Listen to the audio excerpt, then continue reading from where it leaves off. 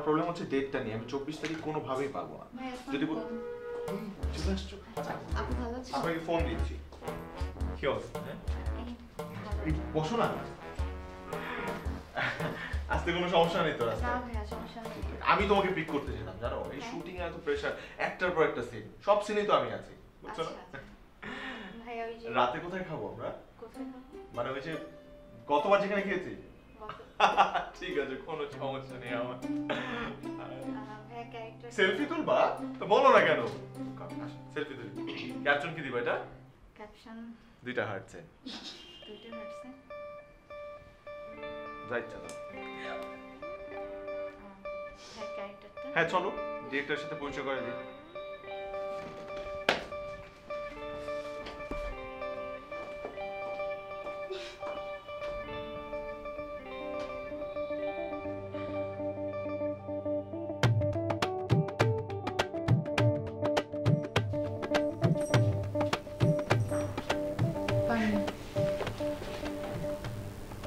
Thank you.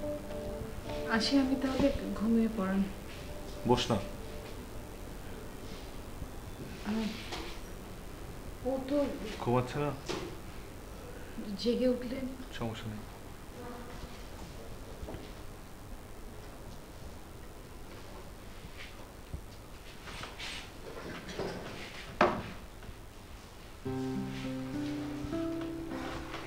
কেমন আছিস?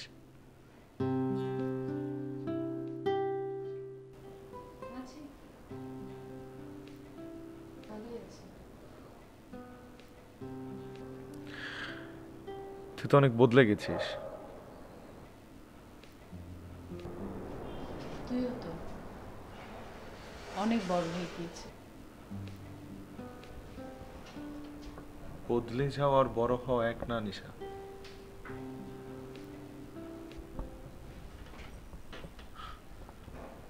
ঠিক বলেছিস, বদলে যাওয়ার বড় হয়। তবে দেখে ভালো লাগলো যে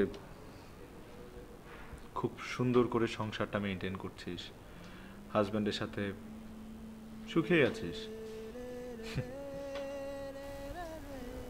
যেটা চোখে দেখা যায় সেটা যে সবসময় সত্যি হতে হবে এমন কোনো কথা আছে?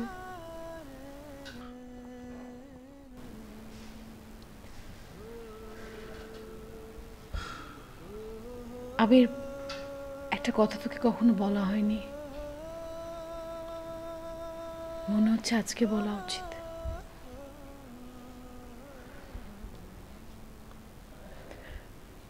যখন সবার এগেনস্টে গিয়ে তোকে বিয়ে করতে চেয়েছিলাম, তখন আমার ফ্যামিলি আমাকে দুইটা অপশন দিয়েছিল।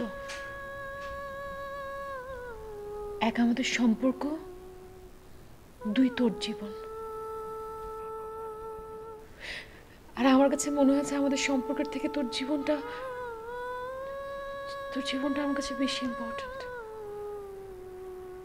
আর তার জন্য আজকে আমাদের এই অবস্থা। কেন করলি আমার সাথে এরকম?